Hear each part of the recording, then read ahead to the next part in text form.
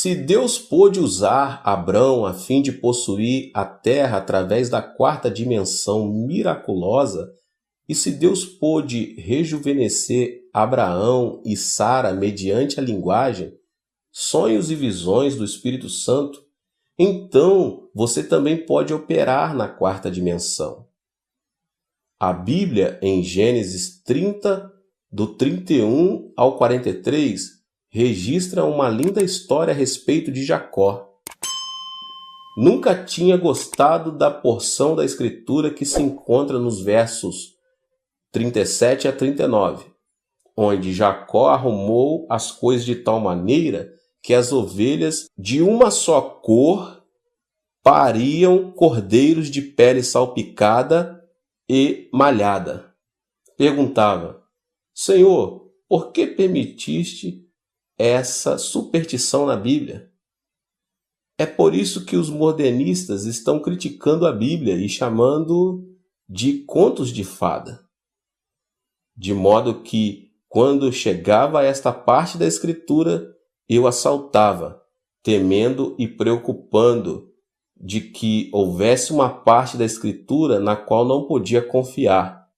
Certo dia, enquanto lia a Bíblia sobre a unção do Espírito Santo, de novo cheguei a este versículo e disse: vou soltar dessa parte. Isto não passa de superstição. Mas o Espírito Santo disse: espere um instante, nada da verdade bíblica é superstição. O caso é que você não compreende, você está cego. Mas estou aplicando aqui a lei especial da criação. Olhe. Então veio-me uma tremenda revelação da verdade, e isto acrescentou uma nova dimensão ao meu ministério. Se a pessoa não usar as mesmas leis milagrosas da fé, é inútil esperar ver 1000 membros novos na igreja todos os meses. Seus esforços pessoais, a partir da obra da quarta dimensão, não podem jamais produzir esses resultados. Nesta época de sua vida, Jacó, o usurpador, tinha ido para a casa de seu tio Labão. Mas seu tio mudava seu salário tantas vezes que ele estava sendo passado para trás. Jacó, por sua vez, também enganava seu tio. Enganava-se mutuamente e quando Jacó completou 40 anos de idade, não tinha de posses materiais a não ser um punhado de esposas e filhos e o desejo de construir um lar. Deus teve compaixão de Jacó e mostrou-lhe uma parte do segredo da quarta dimensão. Depois de receber esta revelação do Senhor, Jacó achegou-se a seu tio dizendo: Tio, trabalhei para o Senhor com esta condição. O Senhor pode tirar do rebanho ao redor os animais salpicados e malhados, e cuidarei somente dos animais de uma cor só. E se de alguma forma esses animais parirem filhotes salpicados e malhados, então estes serão meu salário. O tio de Jacó quase deu um pulo. Pensou consigo mesmo: agora este camarada está enganando a si mesmo. Esses animais de uma só cor têm pequeníssima chance de parir filhotes salpicados e malhados. Agora posso ter seu serviço sem pagar-lhe o salário. De modo que o tio de Jacó lhe disse: Sim, isso é maravilhoso. Farei esse contrato com você. Tirou, pois, Labão todos os animais salpicados e malhados e os levou a uma grande distância, deixando Jacó somente com os animais de cores firmes. Jacó foi às colinas, cortou varas de álamo, de aveleira e de plátano, e lhes removeu a casca em riscas abertas. Então fez ele uma cerca destas varas salpicadas e malhadas, e as colocou em frente do bebedouro, nos canais de água onde os animais vinham beber as águas. Aonde eles vinham para se acasalar e conceberem quando vinham a beber água. Ali ficava Jacó dia após dia observando os animais em frente daquelas varas salpicadas e malhava. A Bíblia diz que logo depois que os animais davam crias listadas, salpicadas e malhadas, Deus criou uma visão e um sonho na mente de Jacó. Antes, seu subconsciente havia estado cheio de pobreza, fraquezas e trapaças, de modo que sua luta foi muito difícil e suas recompensas eram poucas. Mas Deus mudou a imaginação de Jacó, seu subconsciente, usando esta parede de varas malhadas e salpicadas como material, a fim de ajudá-lo a visualizar e sonhar. Jacó olhou tanto para aquela parede que sua mente se encheu da visão. Dormia e sonhava com as ovelhas dando crias malhadas e salpicadas. No capítulo seguinte, lemos que as ovelhas deram crias malhadas e salpicadas. A imaginação do homem tem um grande papel na quarta dimensão. Os animais não podiam ter imaginação no sentido em que a possuímos, porque a imaginação é obra do espírito do homem. Quando Jacó começou a compreender esta visão e sonhos de ovelhas malhadas e salpicadas no coração e imaginação, começou ele a aprender a linguagem do Espírito Santo. Só podemos conversar com outra pessoa mediante uma linguagem conhecida. Jamais podemos conversar numa língua desconhecida. Quando Jacó começou a aprender a linguagem do Espírito Santo, imediatamente ele começou a conversar com o Espírito Santo e ele começou a operar. O Espírito Santo apertou os botões adequados para os genes necessários e as ovelhas de Jacó começaram a dar crias malhadas e salpicadas. Logo Jacó começou a ter uma grande multidão de animais malhados e salpicados e tornou-se um dos homens mais ricos do Oriente. Há mais de 8.000 promessas na Bíblia e cada uma delas é como uma vara malhada e salpicada para você. Não é necessário que você vá cortar varas de álamo, de aveleira e de plátano. Em vez disso, você pode tomar posse as promessas da Bíblia, todas malhadas e salpicadas que esperam por você. Essas promessas, contudo, são um pouco diferentes, pois são todas malhadas e salpicadas pelo sangue de Jesus Cristo. Muito tempo depois de Jacó, Deus levantou uma árvore manchada e salpicada. Desta vez, esta árvore foi erguida no Calvário. E essa árvore não foi manchada e salpicada com uma faca, mas com o sangue real do Filho de Deus. Qualquer pessoa pode vir e olhar para esta árvore manchada e receber uma nova imagem, um novo sonho, uma nova visão, pelo poder do Espírito Santo e ser mudada. Agora permita-me compartilhar com você algo de minha experiência pessoal. Certa véspera de Natal, eu estava ocupado preparando o sermão. Mais tarde, nas horas matinais do dia de Natal, recebi um chamado telefonêmico urgente. Um homem, chamando do Hospital Nacional de Seul, perguntou: "O senhor é o pastor Chu?" "Sim, sou eu. Um dos membros de sua igreja está morrendo. Foi um acidente, foi atingido por um táxi, e o taxista colocou-o no assento de trás e dirigiu com ele a manhã toda."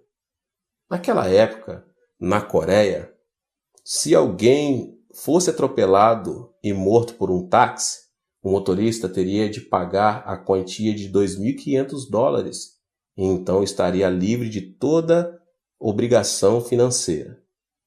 Mas se a vítima tivesse sido somente ferida, o motorista teria de pagar todas as despesas médicas e hospitalares, de modo que se o motorista atropelasse alguém e ninguém visse a coisa acontecer, ele então dirigiria o carro com aquela pessoa até que a vítima morresse. Assim, ficaria livre e mais barato. Este membro de minha igreja tinha comprado um lindo chapéu e algumas outras coisas para sua esposa. Estava tão empolgado com a alegria de dar esses presentes que não prestou atenção ao sinal vermelho e foi atingido por um táxi. Era de tarde para de noite e ninguém testemunhou o acidente. Por isso, o motorista do táxi havia levado o homem em seu carro toda a noite. O homem não morreu e finalmente um policial apanhou o táxi e levou o homem para o hospital. O impacto tinha prejudicado muito os seus intestinos e o seu estômago estava cheio de sujeira e sangue. O tétano já estava começando. O médico me conhecia e telefonou me dizendo: Dr. Cho, devemos operá-lo? Clinicamente falando, não há esperança. Ele ficou sem um cuidado médico por tanto tempo que o tétano já começou. Não há possibilidade alguma de o curarmos. Mas eu disse: vá em frente e opere. Assim que terminar de pregar meu sermão de Natal, correrei para aí. Depois do culto de Natal, corri para a sala de pronto-socorro do Hospital da Universidade Nacional de Seul. E lá estava um membro de nossa igreja, totalmente inconsciente. O médico repetiu que não havia esperança. Reverendo, não espere nada. Ele está morrendo. Nada podemos fazer. Quando abrimos seu estômago, vimos 3 lugares onde os intestinos foram completamente cortados e estas áreas estavam cheias de excremento à sujeira. Não há esperança. Respondi: bem, tentarei o melhor que puder. Quando eu entrei na sala, ele estava em um coma profundo. Ajoelhei-me ao pé de sua cama e disse: Senhor Deus, dá-me somente 5 minutos e então tentarei. Faze com que ele saia do estado de coma por 5 minutos e então tentarei. Ao olhar, senti algo mover-se. Abri os olhos e o homem abriu os olhos. Oh, pastor, estou morrendo, clamou ele. Eu sabia então que tinha 5 minutos. Respondi: você não pode dizer isso. Enquanto continuar a dizer isso, você morrerá. E assim não poderei ajudá-lo. Você deve mudar sua imaginação e pensamento. Mude sua visão e sonho, pois a única maneira de exercer domínio sobre este corpo material, que pertence à terceira dimensão, é mediante a imaginação, visões e sonhos. Portanto, ouça-me. Chama à sua mente a imagem de um jovem.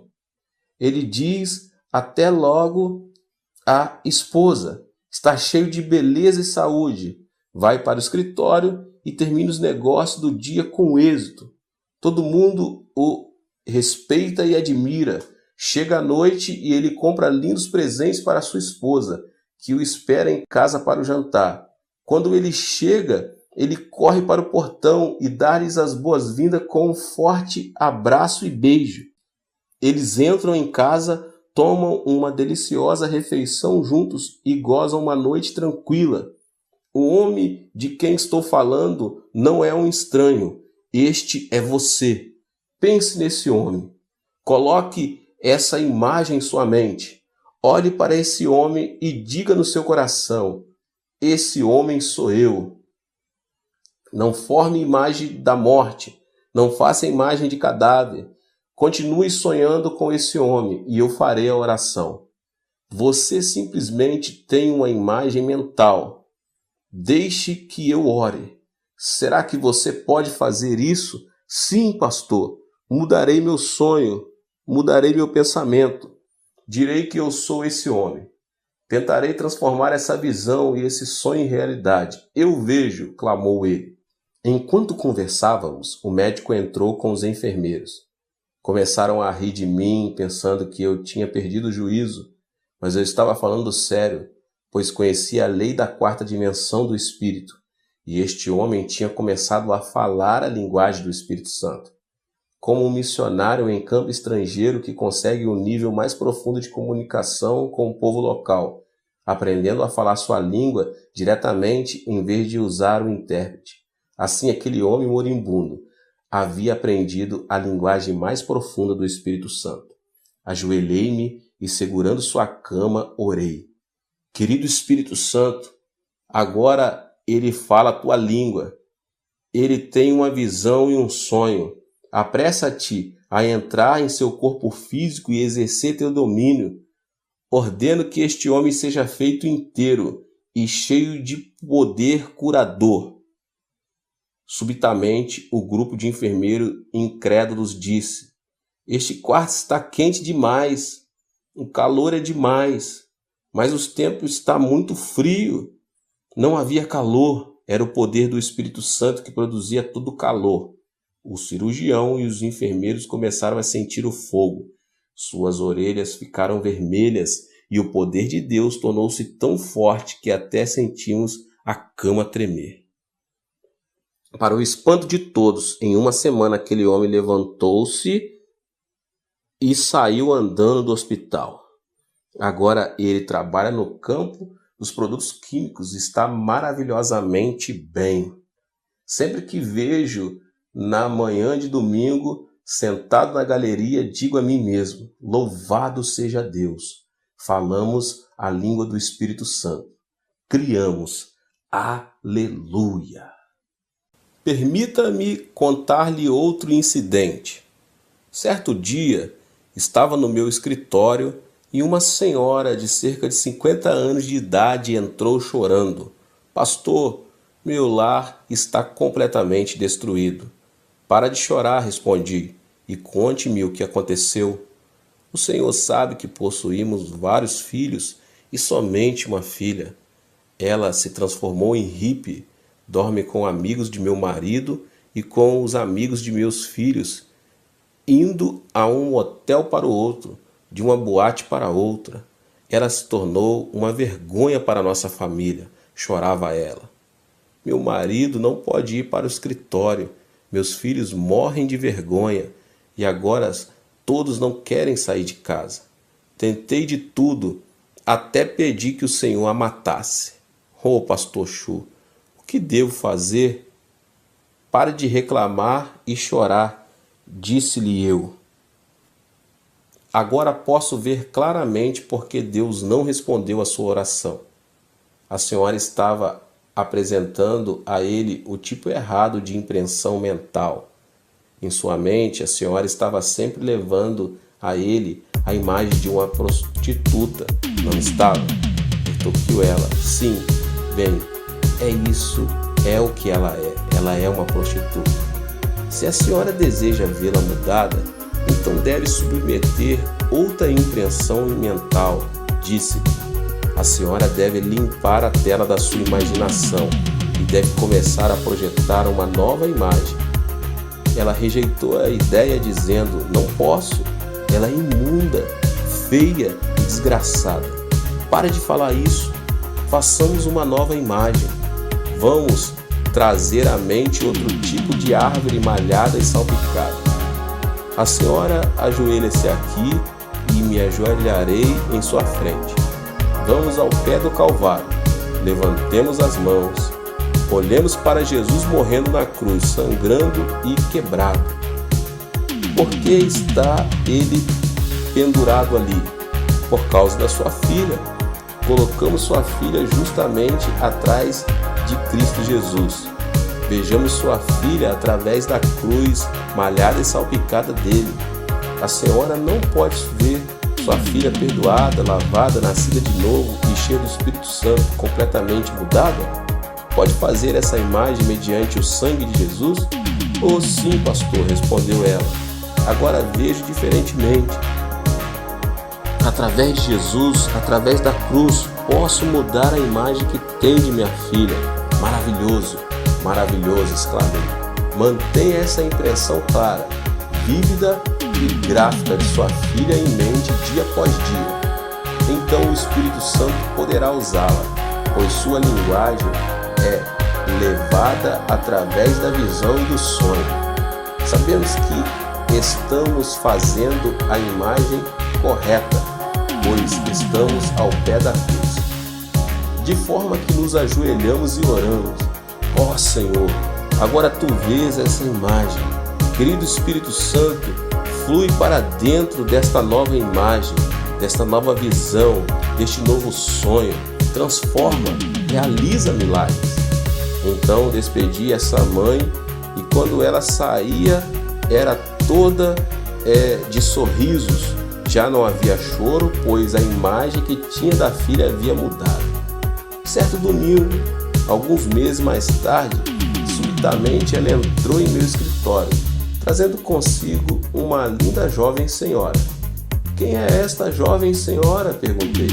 Esta é minha filha, sorriu ela. Deus respondeu a sua oração? Oh, sim, respondeu, asseverou ela. Então, ela me contou a história toda. Certa noite, sua filha estava dormindo no motel com um homem. Ao acordar de manhã, sentiu-se imunda e desgraçada. Sentiu uma grande infelicidade na alma e teve um desejo profundo de voltar para casa, mas estava apavorada com a reação dos pais e dos irmãos. Não obstante, decidiu arriscar, dizendo a si mesma: tentarei mais uma vez, e se me chutarem, então será a minha última tentativa. De modo que ela foi à casa dos pais e tocou a campainha. Sua mãe foi atender e, quando viu a filha, suas feições se iluminaram como se o sol estivesse acendendo em seu rosto. Saudou a filha: bem-vinda, minha filha, e correu para abraçá-la. A filha ficou totalmente dominada pelo amor da mãe e desandou a chorar. Sua mãe havia orado e a imagem de sua filha fora inteiramente mudada. Ela tinha dado as boas-vindas à filha naquele mesmo instante e aberto a ela seus braços de amor. A mãe levou-a para a igreja durante 2 ou 3 meses. Ela ouviu os sermões, confessou todos os seus pecados, entregou o coração a Jesus Cristo e recebeu o batismo no Espírito Santo.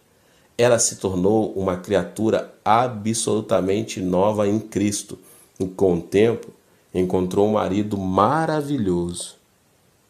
Esta filha agora tem 3 filhos e é uma das líderes da unidade celular mais importante dos lares da minha igreja. É uma evangelista ardorosa. Isso muito aconteceu porque sua mãe mudou a visão e o sonho, aplicando a lei da 4ª dimensão.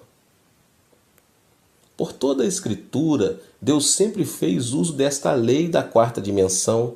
Veja José. Antes de ser vendido como escravo, Deus já havia imprimido em seu coração imagens da 4ª dimensão. Através de vários sonhos, Deus deu ao coração de José uma visão clara. Embora ele fosse levado como escravo para o Egito, ele já exercia domínio sobre sua fé. Mais tarde tornou-se primeiro-ministro. Olhe para Moisés. Antes de construir o tabernáculo, ele foi chamado para o Monte Sinai. Lá permaneceu por 40 dias e 40 noites, e foi-lhe dada uma imagem mental do tabernáculo. Exatamente como ele viu na visão e sonho, ele o construiu. Deus deu visões a Isaías, Jeremias, Ezequiel e Daniel. Todos eles importantes servos do Senhor.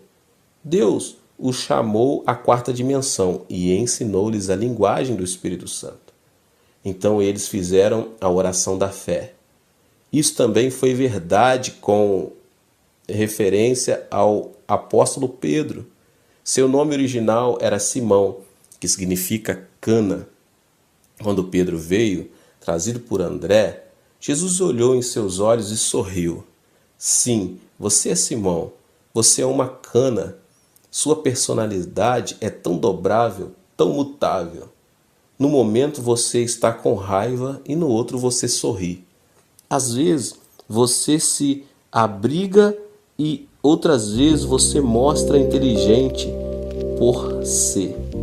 Você é realmente uma cana, mas vou chamar-lhe rocha. Simão, uma cana, está morto para o mundo e Pedro, a rocha, está vivo. Pedro era pescador e conhecia as qualidades fortes e e estáveis de uma rocha. Em sua imaginação, imediatamente começou a ver a si mesmo como uma rocha. Ele observava as ondas lavadas pelo vento do mar da Galileia baterem contra a rocha, engolpeando-a em espumas, e a rocha parecia ter sido vencida. Mas no instante seguinte ele via toda a água quebrando contra a rocha, deslizando-se dela, e a rocha ainda permanecia. Pedro dizia vez após vez: sou eu como uma rocha? Sou? Sim, sou como uma rocha. Deus mudou o nome de Jacó para Israel, que significa o príncipe de Deus. Ele era um trapaceiro e suplantador, mas foi chamado de príncipe. Foi depois disto que ele mudou. Os não crentes do mundo, todos estão envolvidos em meditação transcendental e meditação budista. Na meditação, pede-se que a pessoa tenha uma visão e um objetivo claro. No Soka Gakkai, constrói uma imagem de prosperidade, repetindo frases vez após vez, tentando desenvolver a quarta dimensão espiritual do homem. E essas pessoas estão criando algo. Embora o cristianismo tenha chegado ao Japão há mais de 100 anos, conta com somente 0,5% da população, e o Soka Gakkai possui milhões de seguidores. Soka Gakkai tem aplicado a lei da quarta dimensão e tem realizado milagres, mas no cristianismo só há falatórios sobre teologia e fé. As pessoas são criadas à imagem de Deus. Deus é um Deus de milagres. Seus filhos, portanto, nascem com o desejo de ver milagres realizados. Sem ver milagres, as pessoas não podem satisfazer-se de que Deus é poderoso. Você é o responsável por suprir milagres para essas pessoas. A Bíblia não é da terceira dimensão, mas da quarta, pois nela lemos a respeito de Deus e da vida que Ele tem para nós, e podemos também aprender a linguagem do Espírito Santo. Ao ler a Escritura, você pode ampliar suas visões e seus sonhos. Fabrique suas visões e sonhos e crie. Permita que o Espírito Santo venha e avive as passagens bíblicas que você lê e implante visões nos jovens e sonhos nos velhos. Se lhe falta a mobilidade e a oportunidade de um missionário, pelo menos você pode sentar-se numa cadeira e sonhar. Isso tem poder. Permita que o Espírito Santo venha e lhe ensine a sua linguagem, a linguagem dos sonhos e visões. Então, conserve essas visões, conserve esses sonhos e deixe que o Espírito Santo flua através dessa linguagem e crie. Deus deseja conceder-lhes desejos do seu coração. Deus está pronto a cumprir esses desejos, porque a Bíblia diz: agrada-te do Senhor e Ele satisfará os desejos do seu coração. Salmo 37:4. Lemos também em Provérbios 10:24: o anelo dos justos Deus o cumpre. Primeiro tenha um objetivo claro, então faça uma imagem mental vívida e gráfica e tome-se entusiasta, orando durante todo o processo. Não seja enganado pela conversa da expansão mental e do yoga, da meditação transcendental ou do Soka Gakkai. Eles estão simplesmente desenvolvendo a quarta dimensão humana e, nesses casos, não estão operando na quarta dimensão do bem, antes, mas do mal. Que nos levantemos e façamos mais que os magos do Egito. Há fartura de magos no Egito deste mundo, mas usemos todos os nossos sonhos e todas as nossas visões para o nosso santo Deus. Transformemo-nos em Moisés e saiamos a fim de realizar os milagres mais maravilhosos. Os milagres são uma ocorrência comum em nossa igreja, de modo que, por experiência, posso dizer que o homem não é meramente outro animal. Você não é uma criatura comum, pois tem no coração a quarta dimensão, e a quarta dimensão tem domínio sobre as três dimensões materiais. o mundo cúbico, o mundo plano e o mundo da linha.